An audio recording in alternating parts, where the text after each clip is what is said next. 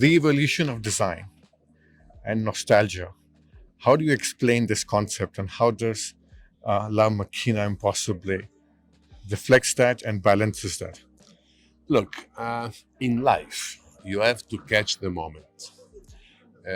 Beginning of 2010, our goal was design, arts, uh, innovation in the design of the boat, and we play hard for 10 years from 2010 to 2020 around this concept, and we succeed because we were the first to design the boat and the interior of the boat with the archistar from Milan, Dordoni, Patrizio Chiola, Citerio, Piero Lissoni. We had a fantastic relationship to a point that he became the art director, much more than designing a boat. At the beginning of the second decade, from 2010 to 2020, from 2020 to 2030, the perspective changed completely. After the pandemic, the people, the world really understood much more the risk and the problem of a society which has to take care of sustainability. 8 billion people, 9 billion people, you have to have the energy, the food, the water to feed all this. Yeah. And therefore, we had the feeling to understand that a new era was coming, changing the paradigm of the construction of cars, boats, truck. So in 2021, it was August, middle of August, I was in holiday, but after 2 or 3 days I get bored. So I had an idea and I called Siemens Energy.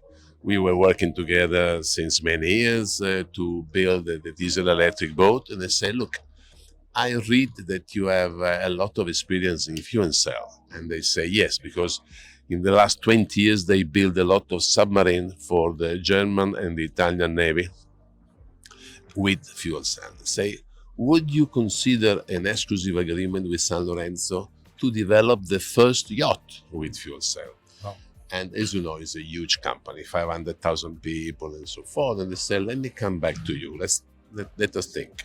3 days later, it was the 15th of August, which in Italy, you know, we are Catholic, and in Italy, the 15th of August is a big holiday. They called me back and they say, we like the idea, but who is going to build the boat? And they say, I buy the boat, and my shipyard is building it. It's a 50 meter.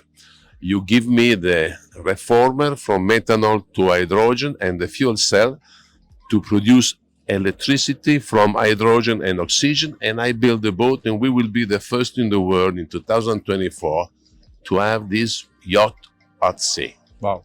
And we started the idea. If you consider what happened in the sustainability and the feeling of the society regarding, to build a yacht which is respectful, which cares about pollution, from 2021 to today, the world changed. So the idea was the right idea, and we anticipated the goal. We anticipated the idea to catch the jump up of technology which is now existing in the world. Everybody is investing money, time, mind to build something that is not poisoning the air and the water. That's interesting. It's a powerful story. So 2028, you want your milestones for carbon neutrality, and you're already reaching there. You already have set a milestone for 2024 We have stepped and to go. 2028. Now, this installation, how does that informed your 2028 vision? Absolutely. I met Piero Lissoni, which you know very well, Yeah. and you admire, a few years ago. And then he told me, Max, you did a fantastic job by innovating your product. Your yacht, Sanlorenzo yacht, are the best in design, the best boat, but now you have to communicate it. So you did from 0 to 10 with the product, which was the most important thing. Now, from 10 to 100, you are doing it by telling to the people. Correct. And this is the system. We are now trying to inform the community. 500, 600,000 people coming here from all over the world. Everybody will come to the Università Statale. They will see that Sanlorenzo, which is a yacht builder, is producing the first yacht that in 2024 will be in the water, producing 100 kilowatt of energy to work all the hotellery of the yacht with hydrogen and oxygen, which is amazing. Compliment to that. And this is a way to communicate. And the residual is there. Yeah. So you use the most existing element in the world, hydrogen and oxygen. You produce energy, and the residual is water vapor, which goes back to the sea. Yep. Awesome. As a captain of the ship, art, design, architecture became a huge brand equity for Sanlorenzo. When did you start sailing in it, and where did the idea came from to sail in the sea of art and design? Well, when you buy a Mercedes or a BMW for work, you do it with your brain. So you check the consumption, the price, how long you take it, the resale value. When you buy something for yourself, which is a toy, that is a Ferrari, a Porsche, you buy it from your heart. So you buy it because it's beautiful. And the most things you see is the beauty. So the design of the boat, outside and inside, is the first point of attraction.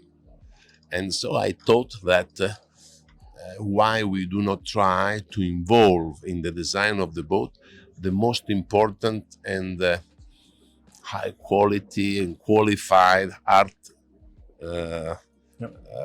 designer, art director in Milano, and not only Milano. We have also from Paris. We have Posen, which is coming from London. So the top people to try to engage themselves